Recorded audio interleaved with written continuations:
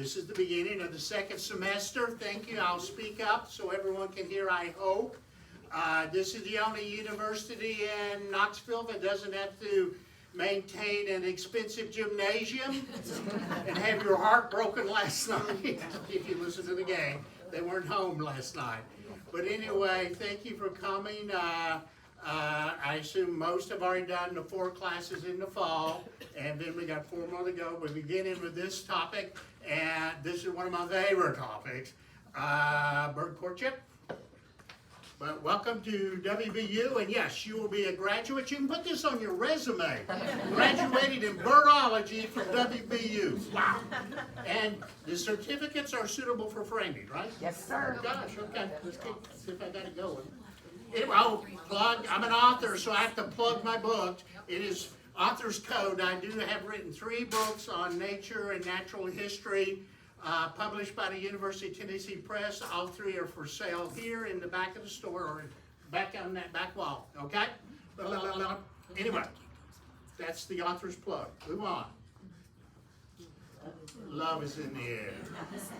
It's February. Now those 2 birds happen to be, they pass through. Those are American avocets. They're shorebirds. They don't court here.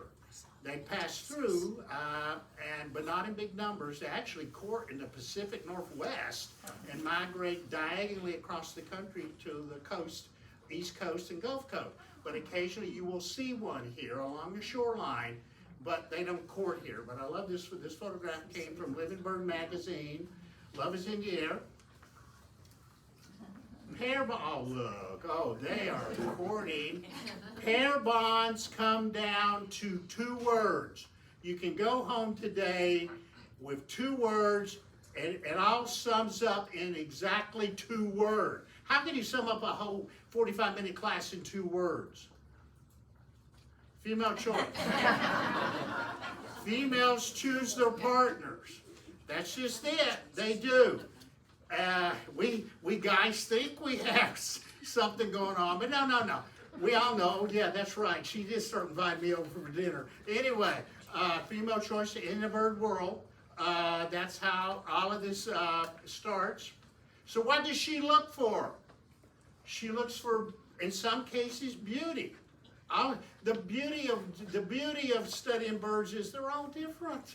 They're all very different. It's so wonderfully different. Anyway, in some cases, she looks for his beauty. In some cases, his wonderful song. His attentiveness. She's going to be on edge. Will he come? Will he bring food?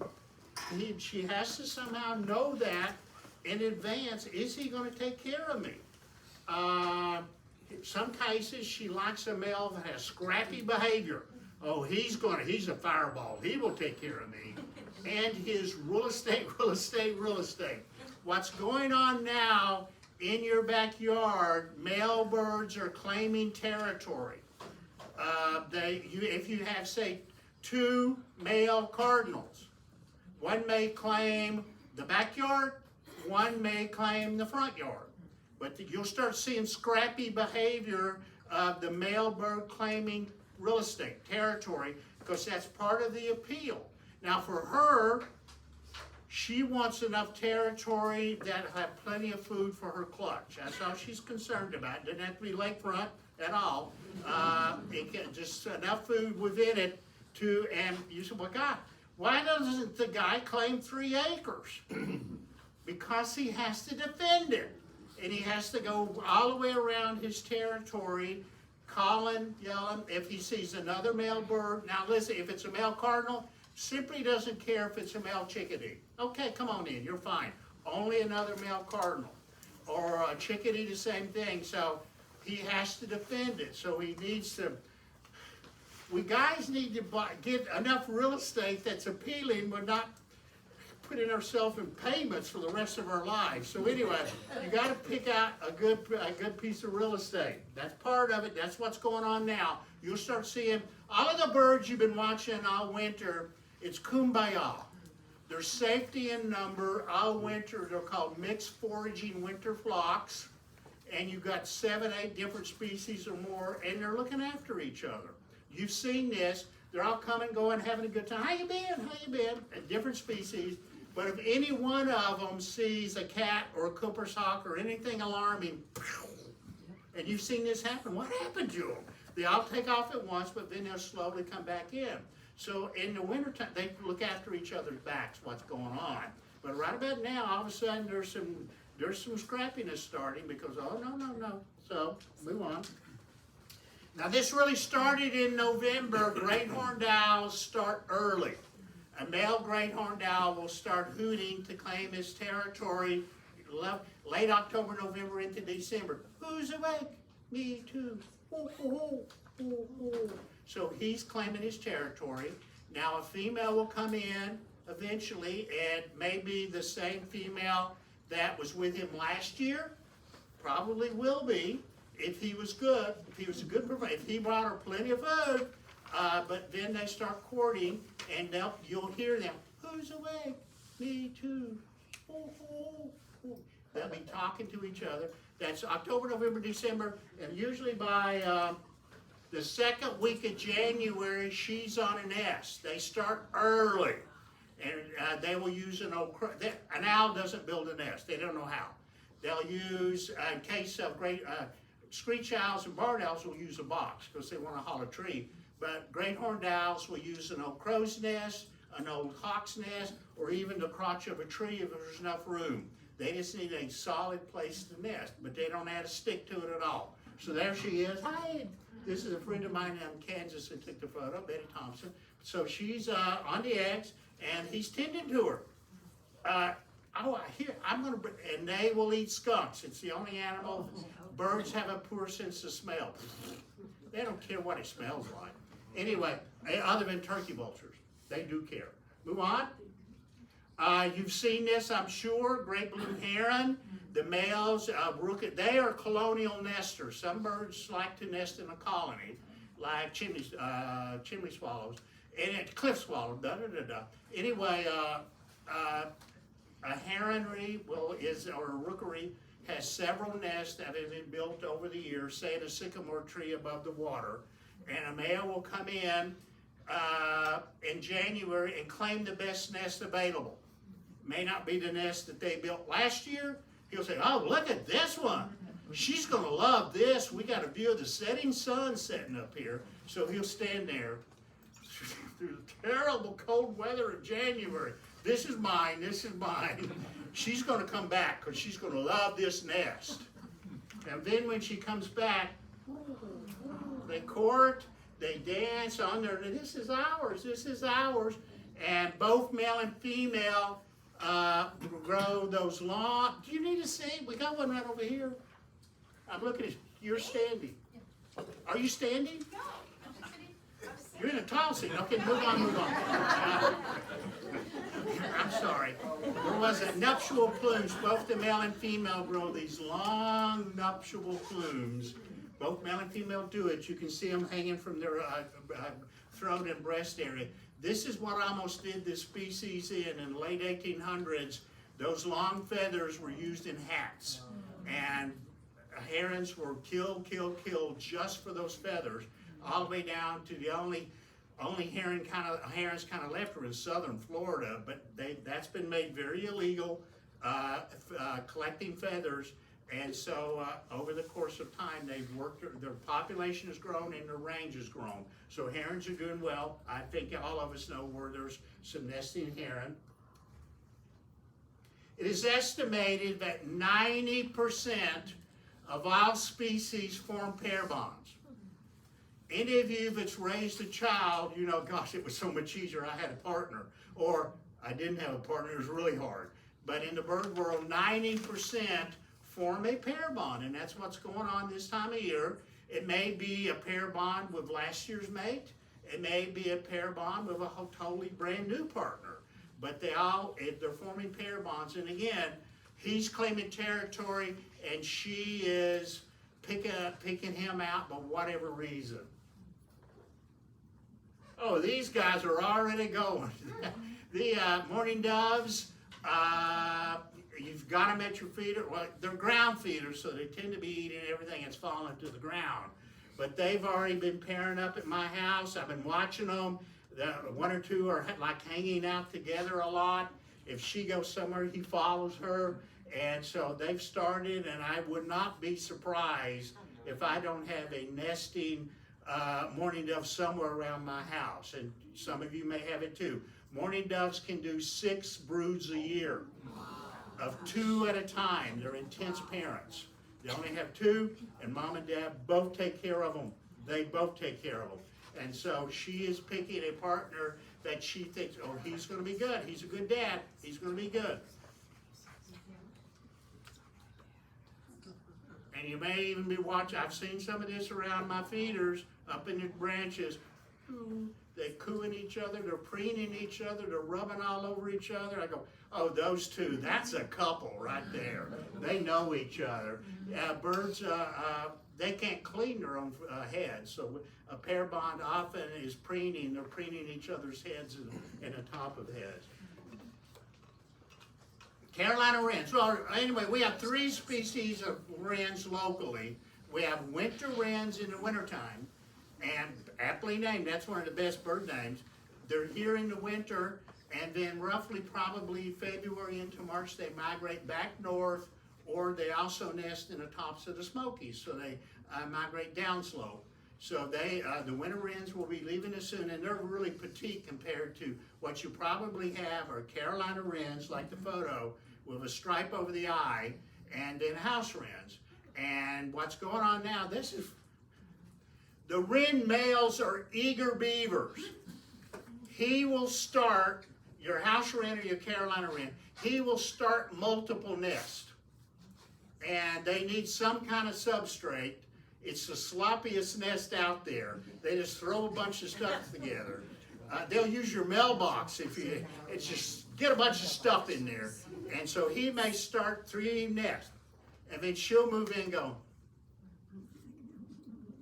And when she starts helping, okay, we got a winner, and so that's how it finishes. So that's what's going on now, and they start typically in February. So just watch your wrens out there. Oh, everyone's favorite. This one baffles me, or baffled me for years.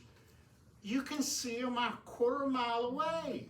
If I'm sitting in my easy chair watching the birds and I see a cardinal way off in the woods, I can see it, which means a Cooper's hawk can see it. And I wait, why are you so red now? Most birds don't molt into brighter plumage until spring, but these guys, whoa, they may have some inner sense of Cooper hawk alarm. What I do when I'm not talking is research and trying to find out some of these answers. But I'll look out there and go, my God, look at him. Whereas she's very sensible. She's in plumage. She's camouflaged. An unmated female cardinal will choose the brightest red male available, as long as his territory is pretty decent. The brightest red male cardinal available ate the best diet the year before. Red plumage is controlled a lot by berries. The redder the cardinal, he probably ate a lot of holly berries, dogwood berries, fall grapes, so all of those fruits have carotenoids in them, and that comes out in the redness of his plumage. So that's a trick. If she's choosing the brightest red, not only is he darn good looking, but he's healthy. He really he didn't just lay on the sofa and eat popcorn all fall. Move on. And then if they start pairing up, he may take her, he may do a little dining. He may say, oh, I can seal this deal with a little couple of pieces of food, so you can watch this time of year. He'll bring her food and she'll gobble down the food. So she said, this guy pretty darn, he's good looking, he's got good territory, he's gonna feed me too? Whoa, I got a winner. But then when they're together, female cardinals are just as intense as the males. They will sing the song and they will defend their territory. If another, and most female birds don't do this, but a female cardinal, if she sees another female cardinal come into her turf, Sister, and she'll chase it away. And if she sees her guy looking at another female, what are you doing? I'm behind you. She's intense. A cardinal will slam itself into your window, your car mirror, because they think there's somebody in their turf. A female cardinal will do it too. So they're very, very protective of their guy in their territory. Bluebird. This is a bird. Pat yourself on the back if you got a bluebird box and you have bluebird. This bird was rare in the 1920s. Absolutely rare, because naturally they nest in a woodpecker hole. Woodpeckers are the great developers, and so they were nesting in a hollow cavity, but their population was dropping, and we started. We as a group started putting out bluebird boxes. It really started by a man named Musselman in Quincy, Illinois. He was retired, and he spent the rest of his life building boxes and talking about boxes. The first bluebird box trail in this area was in 1968 below Norris Dam by TVA Biology. So anyway, most of us have boxes now, and roughly, I'm sure it's already happened. I think there's more bluebirds than boxes right now, because the males will start claiming a box. This is mine. This is mine. Don't even think about it. Don't even think about it. And he'll sing his soft little bluebird song. It's more of a kind of a sparrow kind of a song. A lot of notes. Is there a trick? I'm so sorry to interrupt. Is there a trick to it? I bought a bluebird box 2 years ago when we moved to the house that we're at now. How do you get the bluebird to find that box? I mean, have you got bluebirds in your area? Yes, in our yard. Do you have 2 boxes? No, I just have 1. I'm just wondering what I need to do to attract it. Did you clean it out? Or is it always... Well, it was empty, and Okay, that's all you have to do. No, it's up to them. I don't know, there may be something about it, and I don't know. There may be something that she doesn't like, or maybe if it keeps happening, just be faithful. It doesn't always happen quickly, okay? I put it away, like, on a tree all by itself, because I read that they like... No, that's all sounds perfect. I'm just curious. Okay, just hang in there with it, just have faith. It's not all... I was gonna say, sometimes they used to tell you to have it face a certain direction. Have you found that to be more successful? No, I've read it doesn't matter. If you think about it, naturally they would be using a woodpecker hole, and it can be on any side of the tree. So it really doesn't matter. From what I know, my personal experience. I live in the woods, so I get bluebirds that come to my suet, but then I lose them at nest time because I live in the woods and they want a yard or a field. They need to have a perch, that you need to be cognizant of perches not too far away. Do what? You need to be cognizant of perches where they can sit and look back to the house, so. Okay. I'm trying to remember, I have a dear friend that gets bluebirds, and there is perches around her box. You're right, just a solitary tree. Okay. So he'll be on the top of the box. Look how good looking I am. Look at this great box. Look at this territory. And the territory we know by experience is 100 yards all the way around it, football field. And eventually she may come in, and they love pine needles. If you mulch with pine needles or have a pine tree with pine needles, that's their favorite nesting material. But he may come in and he may take a couple of pine needles in or some dry grass. And then once she's accepted him, the box, and the territory, she builds the rest of the nest, and he protects. He'll chase any other male bluebird away. He'll also go up against your car window or your mirror too, because he thinks that's a predator coming in. And then when she's there, he will bring her food. He's attentive, good territory, darn good looking, and he's a provider. One of everybody's favorite birds, Carolina chickadee. My first book, there's a whole chapter about these guys. They're fascinating, but I'm going to truncate a 35-page chapter into a very short. Anyway, right now you may have 4, 5, 6, 10 chickadees coming and going to your feeders. Chickadees develop a social hierarchy. there's an alpha male and eventually an alpha female. That's typically, those are the oldest, they've been around the longest, and all the younger ones go, no, you're alpha. And there's a lot of betas and maybe a few gammas, but mostly it's a social hierarchy where alpha male and alpha female eventually pair up.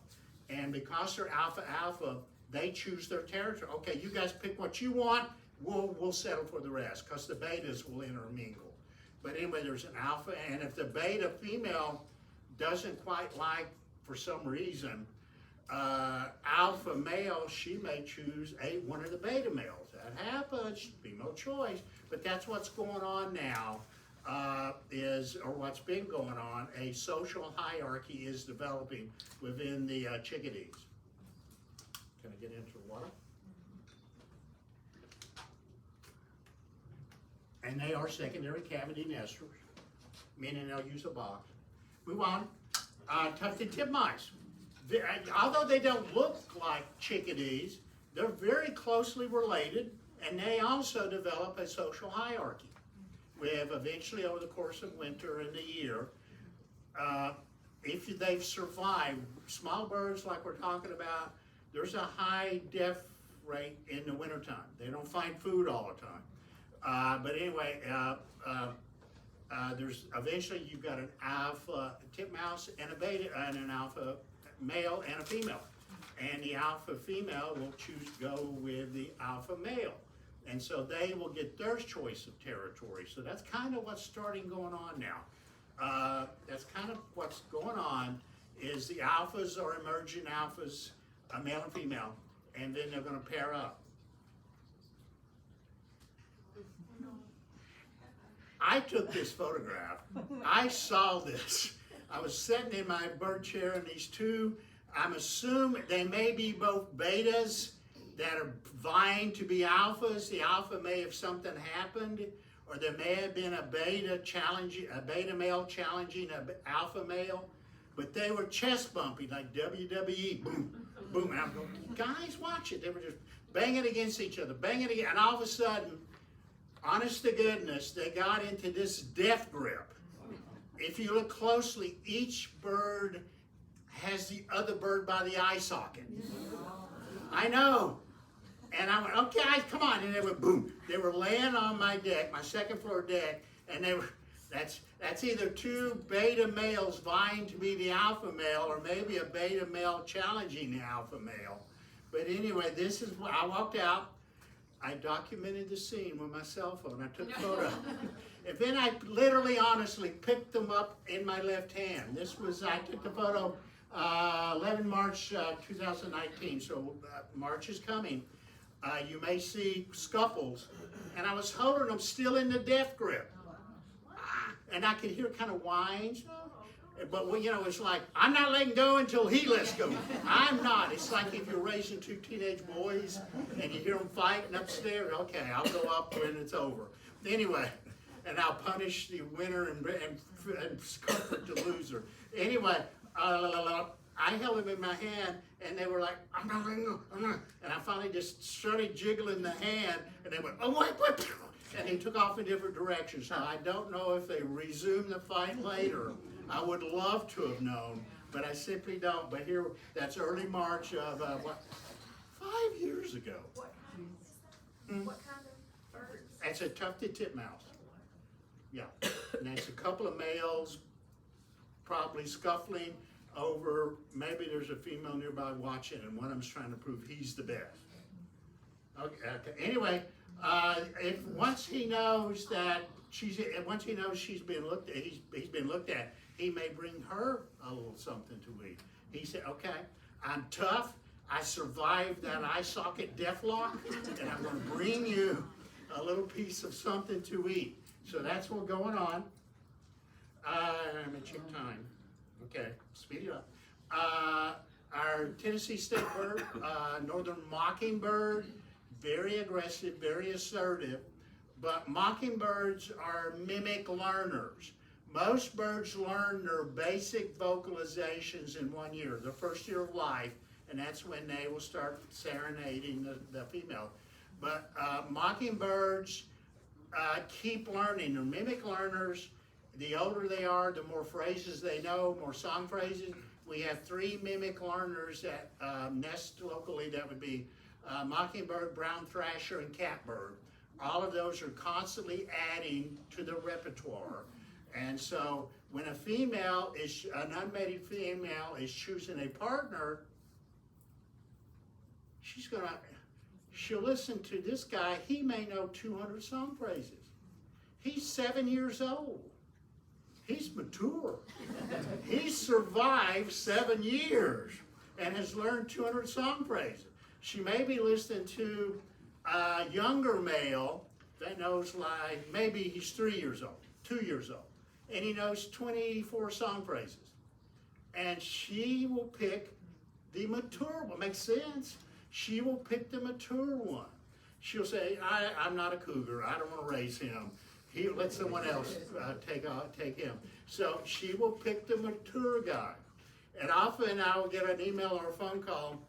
I've got a male singing outside at night. I got a bird singing outside at night out my bedroom window. Singing, singing, singing. What is it? And I said, more than likely it's an unmated young male mockingbird. He's still trying because if he's got a partner, he's going to shut up at 5 o'clock. But if he's still singing, and it's 9 o'clock at night and he's still putting it out there, I say, just find him a partner somewhere. He needs a lady. Anyway, so that's, she picks by maturity. And you know your mockingbirds are very assertive, very aggressive. If they nest in your cedar tree, you won't get close to it for a while, or your cat won't either. So he'll chase them away. Crows are similar. Crow, we can hear them a half a mile away, but when it comes to courtship, they're a bit like mourning doves.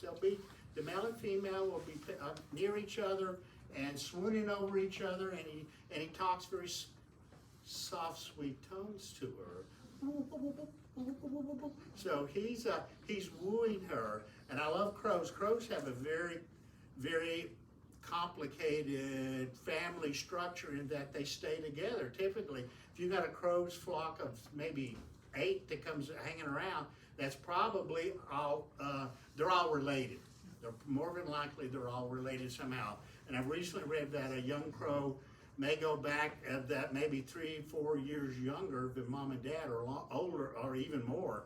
They'll come back and check on mom and dad to make sure mom and dad's okay.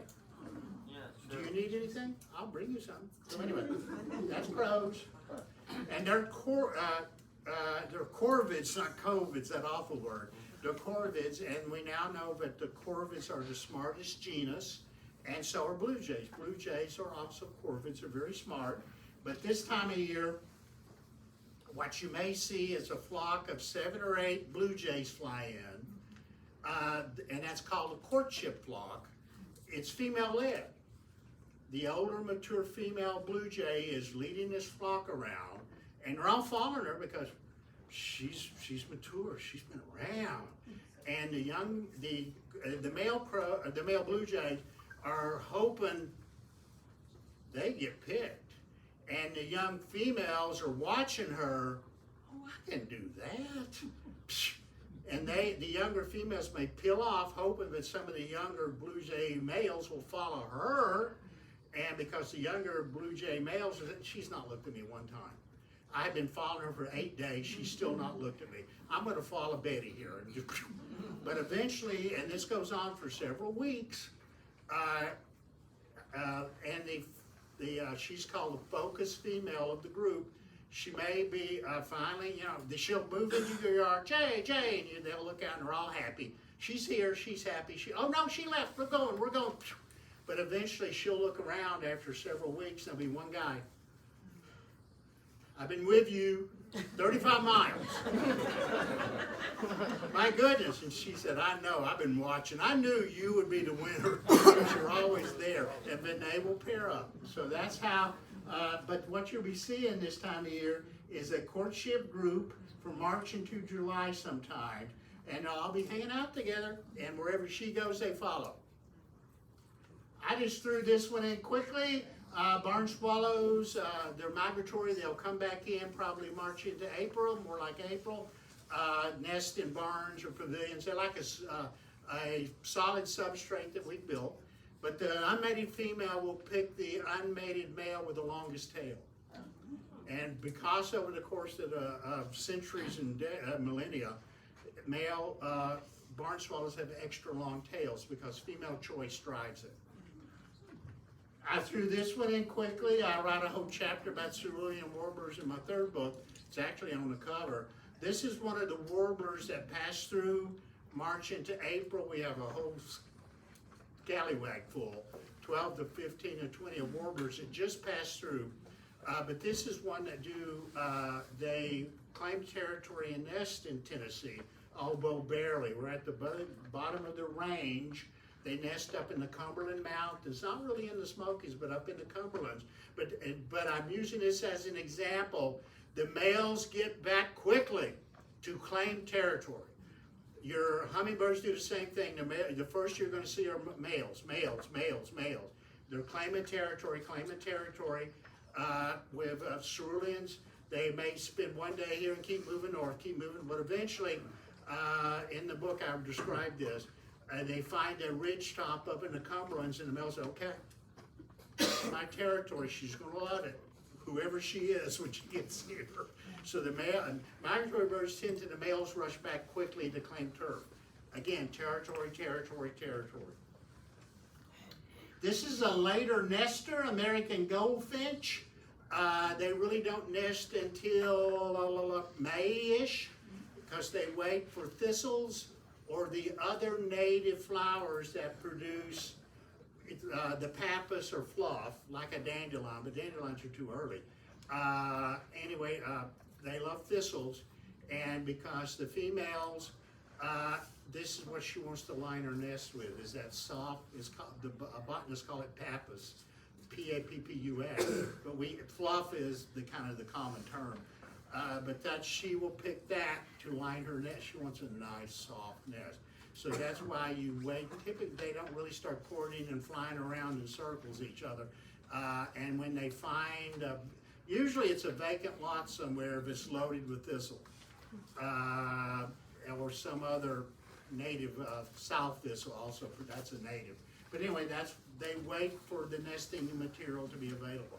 Goldfinches are here now, but they're not gold yet. They don't need to be. They'll get the bright gold by the time we get to May.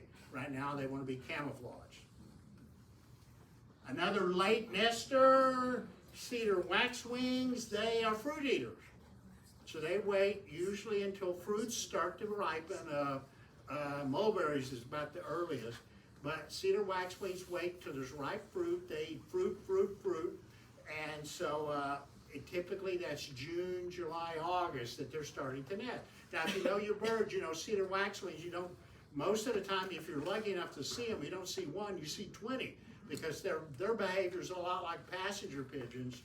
They travel in a group, and they find food in it. If they find your holly tree, they'll eat every berry on it in 2 days and move on. But eventually all that flock has to break apart, and each bird will find its happy spot. And again, they will share fruit with each other. This is a perfect place for us to nest. Look at all these fruit-producing trees around us. So they're looking for fruit, berry-producing trees or shrubs. So that's why it's late in the summer. Who's next? How she picks her partner. Not only is there got to be a lot of fruit. This was a thesis I read. I keep meaning to re-look it up, but I think it was University of Mississippi. A grad student did a thesis. They got permission to catch a whole flock of cedar waxwings. Caden, this is what grad students get to do.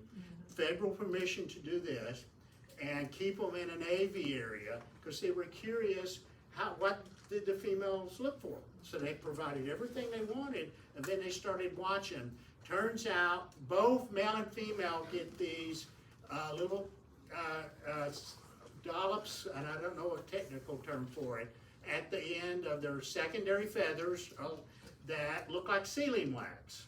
But it's keratin, it's the same structural protein as the rest of the feather. It's just bright red.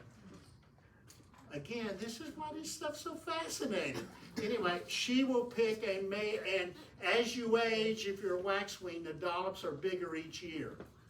She will pick a male that's roughly her own age. She'll go, he's my age. We've seen the same movies. We've read the same books. You know. Again, she wants support, and this was a thesis. So that's what she looks for. Okay. Can we call this love? Can we call this love? Now, in the 1980s, the ornithologists would say, no way. You can't call it love. You can't. Only humans can love. And if you remember your philosophy class, which I only class in all my years of college and undergrad, grade school and high school, I flunked, was philosophy. It made no sense to me.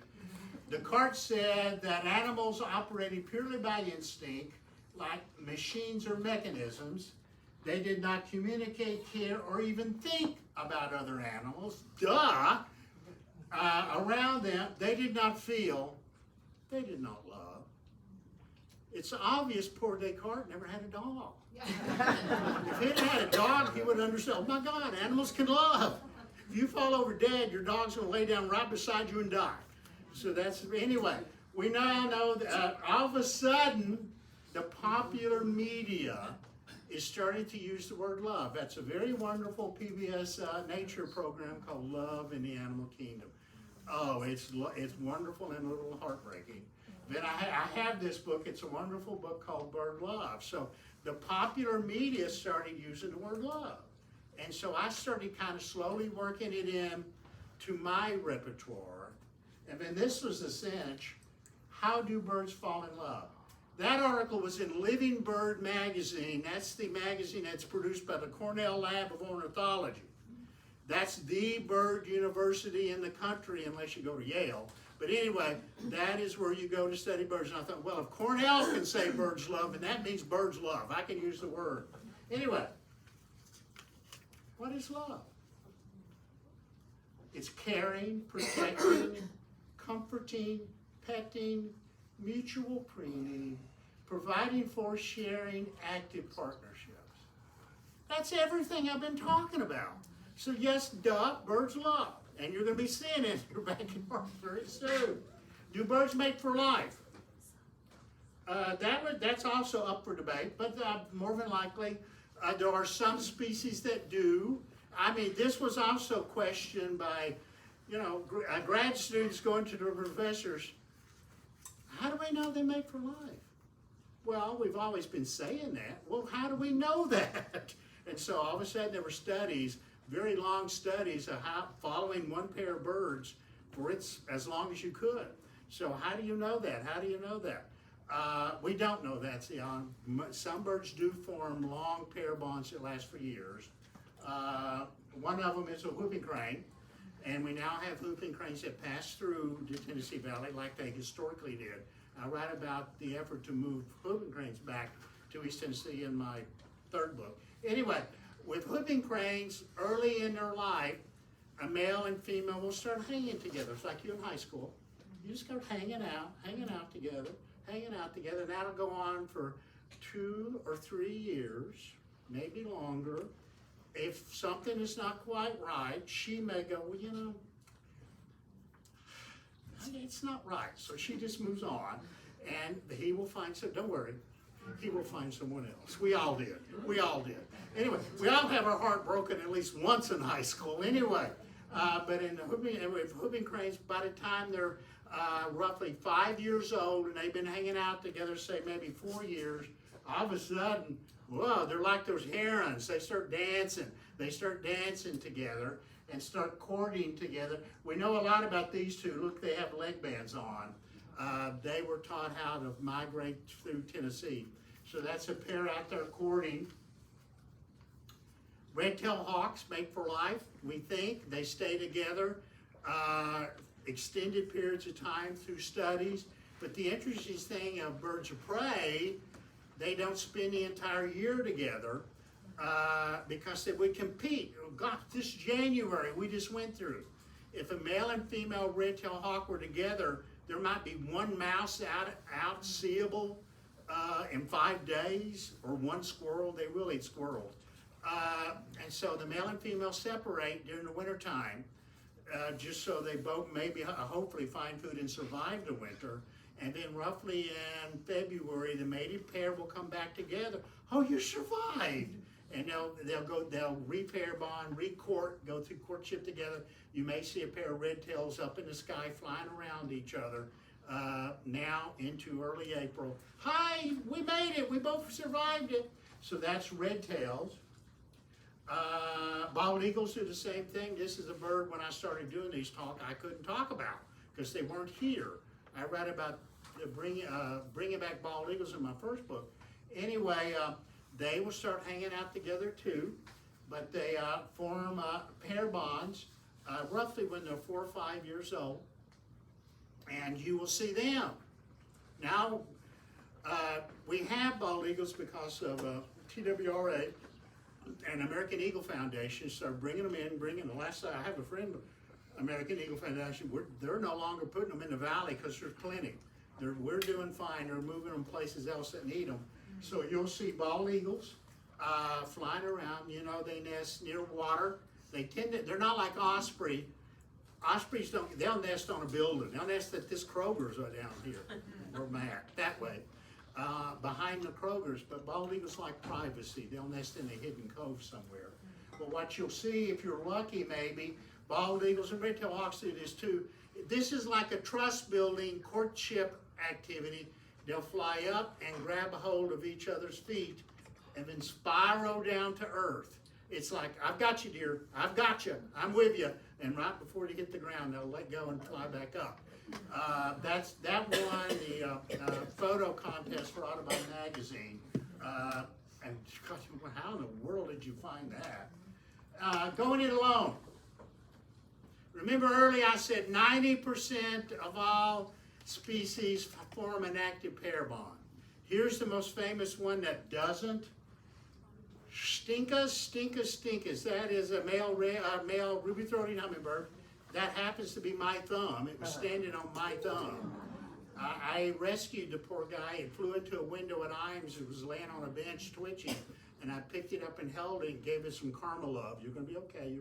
And eventually it came to. It's like it was tackled and jumped up on my thumb. But that's a male ruby-throated hummingbird. Expect your hummingbirds back. We're going to do a whole program about hummingbirds. Early April. This is their courtship. Now that's a female. She has a white throat.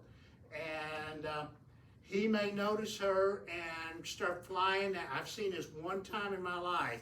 So watch. This is going to be happening May into early June. The male flying over her. He said, look how fast I am. Look how agile I am. Look how red my throat is. I am everything you want. And if she agrees with him, they will couple. But that's it. She said, I'm done with him. Female hummingbirds are so energetic. The female does everything else. They build the nest. They have 2 eggs. She incubates, and because she's incubated typically in June, she doesn't have to sit on them all the time. There's plenty. It's warm, and she may even do a second nest after the first nest hatch. But that's her. She's type A. She doesn't want a guy hanging around. You're going to be in my way. You're going to be in my way. So she's doing that. So this is the only bird. This is the only. This is the only bird that we generally see that does not form a pair bond. Yes, they have a brief courtship, but that's it. One final epilogue. I love this story. This was in Discover magazine. That's one of the magazines I subscribe to. Fowls in Love. There's that word again. This happened at a nature center up further north. They had a pair of Canada geese were hanging out together. They were coupled. They were pair bonded. And then they noticed one day that the male was limping. Oh no! And they were able to get out and catch it and bring it in. They called a vet in, and it had injured its foot. And the vet said, oh, we can fix this. We can sew it up. It'll heal. It'll be fine. So they kept it indoors. So this is the saga. They had named it at the Nature Center, Arnold and Amelia. While Arnold was inside for about 2 weeks, Amelia came every day and tapped on the sliding glass door. And they opened it, and she came in and comforted him. You're gonna be okay. All right, birds can't love. Tell me, Descartes. Even geese love. Anyway, she would come in every day and visit, like you would go visit your partner at the hospital. You're gonna be okay. And for 2 weeks that happened. Finally, Arnold was fine. They let him go. So don't tell me birds don't love. Thank you.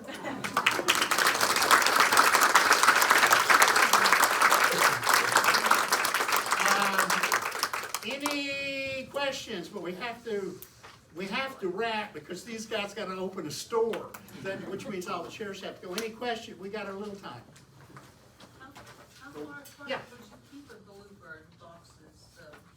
I'm sorry, what? How far apart could the bluebird, can you have? 100 yards. Or if you got one on one side of your house and one on the other where they cannot see each other, can be closer.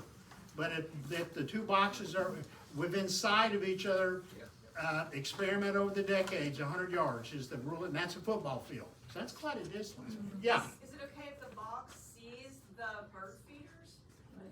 do what? Is it okay if the bluebird box and the residents see all the feeders? Yeah, I Because the bluebirds come to the feeders. right, no, I have friends that do get bluebirds. I don't because I live in the woods. I get bluebirds now for suet. Yeah. But, and those boxes, she has two, Yes. that they're within sight of the feeders. Okay. Okay? Well, you want, where to put the box? You want it where you can look at it. You're going to that, you want it ideally where you can just sit there and have your coffee and go, oh my goodness. So your feeders, your hummingbird feeder, your box, you want to be able to see it because you're to provide. Anything else? The hummingbirds, is it just the ruby-throated that go alone, or all the hummingbird species? Ooh, did you hear the question? I love it when I get asked the question I possibly don't know the answer. There's like 400 species of hummingbird. We only have one. If you go to Costa Rica and South America, they're everywhere, different species. I don't know. I better not even wage an educated guess. I want to say probably, but that's best. Yeah, Kate. I'd want to say that all hummingbird species raise their young alone because I saw a video of a female rufous hummingbird and she was raising her young all by herself. The male was nowhere in sight. This is Caden. He's my assistant. Thank you. Any other questions, guys? Okay, we're done. We'll see you next month.